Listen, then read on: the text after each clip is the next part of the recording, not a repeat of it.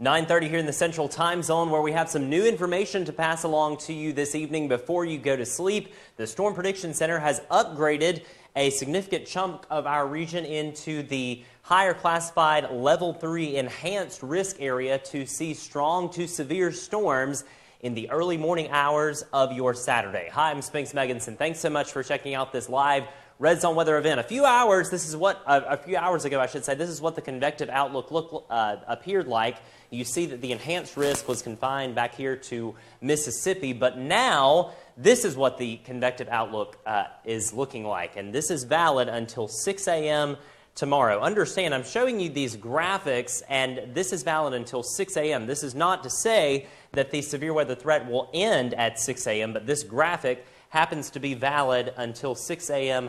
local time. And so based on this new information, we can tell you that there's a heightened risk of damaging winds and tornadoes, perhaps strong tornadoes, and we're going to talk about that in just a moment. Back here over Chatham, Thomasville, Jackson, Grove Hill, Monroeville, Atmore, Porch, Huxford, Canoe, down to places in Baldwin County like Gulf Shores, Bon Secour, Daphne, Fairhope, Montrose, also Tensas, Mobile, also Dauphin Island, Citronelle, Fruitdale, Chatham, included in this newly expanded enhanced risk over the western fringes of southwest Alabama. Again, this is an upgrade from a few hours ago when the Convective Outlook looked like this. And so, very serious situation in the early morning hours of your Saturday. Let's talk about round one. We have multiple rounds of severe weather, most likely on the way.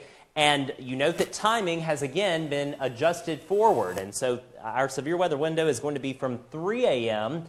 on Saturday to 1 p.m. with the core of the threat happening from 5 a.m. to 10 a.m. And again, there's still some uncertainty as to the timing and placement of these storms. But no doubt, tornadoes will become possible in the stronger storms, along with damaging straight-line winds. Also, large hail and flash flooding going to be concerns. Now, this is the graphic that was issued a few hours ago by our friends at the National Weather Service office down in Mobile. They cover our area in terms of issuing warnings and that type of thing, and they do a fantastic job. And you see this area right in through here.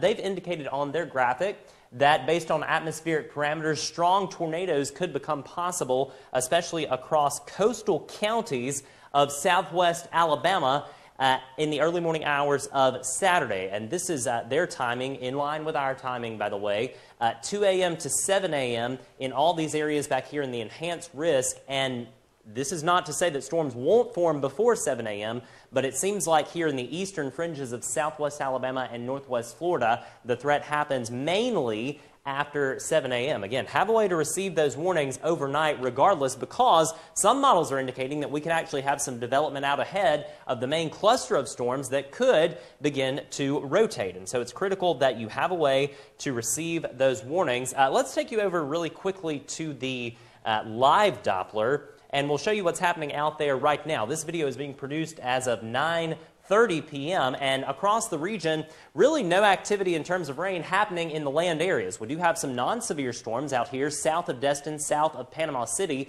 in the Gulf of Mexico. All that action moving to the northeast, and that's under severe limits. Let's take you over to Louisiana, though, where a tornado watch has been issued about an hour ago, and we actually had several tornado warnings in this region. This is actually the cluster of storms that will ultimately move into our region in the early morning hours of your Saturday. And so already developing and on the board, this is the tornado watch area. As you can see here in pink, that's a severe thunderstorm warning. And again, all of this shifting off to the east in the hours ahead. Now, back to Alabama we go. Again, nothing out there right now. You can sleep pretty well tonight. No anxiety needed in terms of severe weather until after 3 a.m. And that's why I'm saying have a way to receive those warnings. A NOAA weather radio, also a smartphone app like Weather Radio, our free RedZone Weather text that we're going to talk about in just a moment. All fantastic ways for you to receive warnings in the overnight hours. So back to the graphics we go.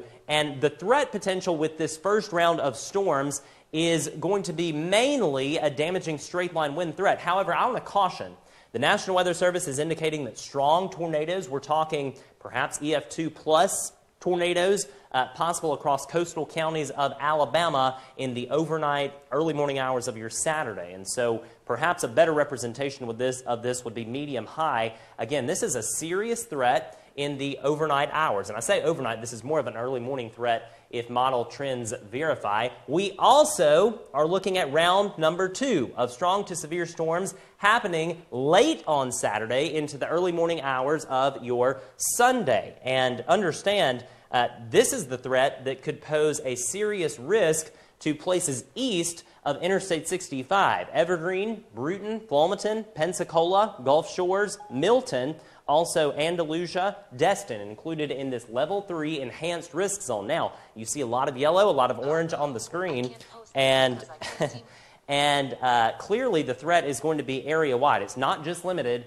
to the level 3 area. Also, we have a risk across the region, back here in Thomasville, Chatham, down to Mobile. They're in the level 2 risk. But the numbers don't matter, really, because the deal is we could have severe weather in the evening hours of Saturday into the overnight hours of your Sunday morning. And a few tornadoes are going to become likely. That's not language that we like to use, but tornadoes are going to be likely east of Interstate 65, most likely, between 9 p.m. on Saturday and 3 a.m. on Sunday. And we'll update this time frame as we get through round 1 and really be precise on when this will likely happen. Damaging straight-line winds, also going to be concerned with large hail and flash flooding. Again, threat levels pretty high, comparatively speaking, and this is for round number 2 that will happen late on Saturday into the early morning hours of Sunday. If you're just tuning in to Red Zone Weather, maybe you've never heard this before. It's a good refresher for us all. If you do happen to go under a tornado warning in terms of your particular location, this is what you need to do,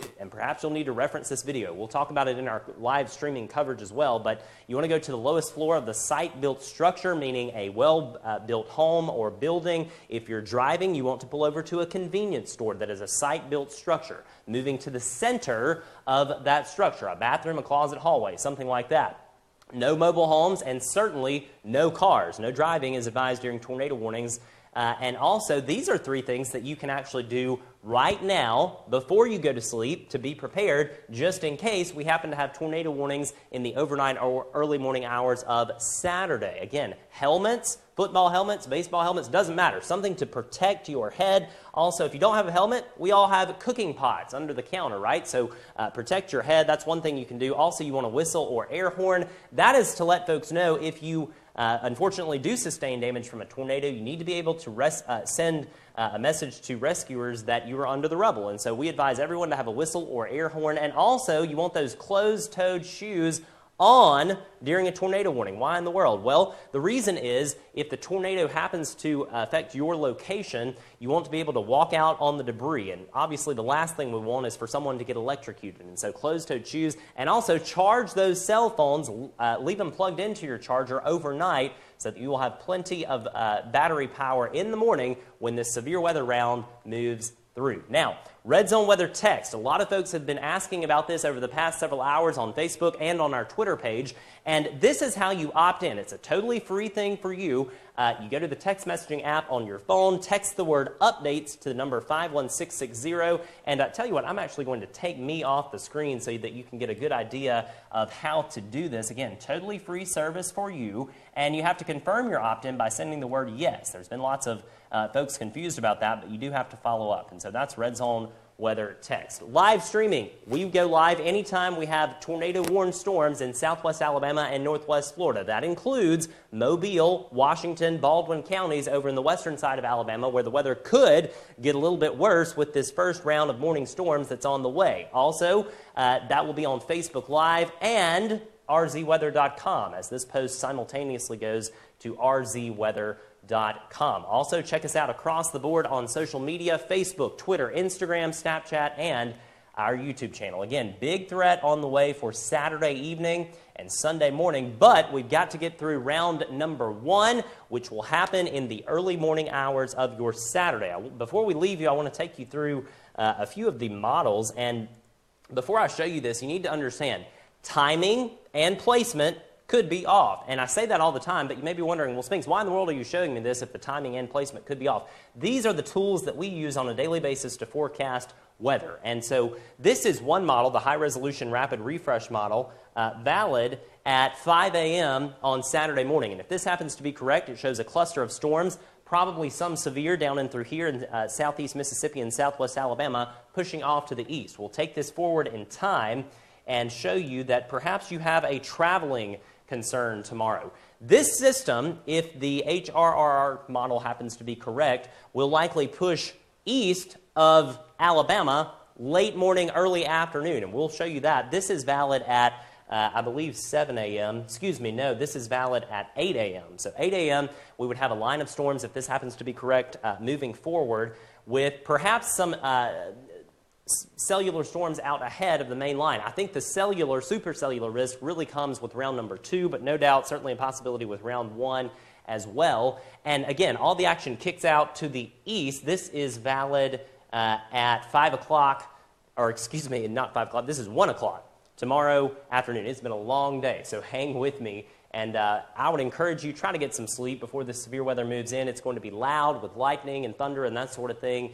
And the good news is, again, both of these systems will be out of here by the daytime hours of Sunday. But the next 24 to 36 hours could get quite active across southwest Alabama and northwest Florida as we have an enhanced risk of storms in place across portions of our region. We will leave you with a final look at the radar as of 9:42 p.m.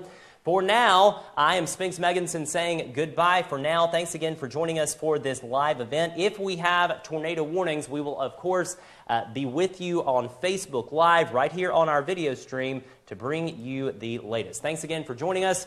We will see you in the morning, most likely.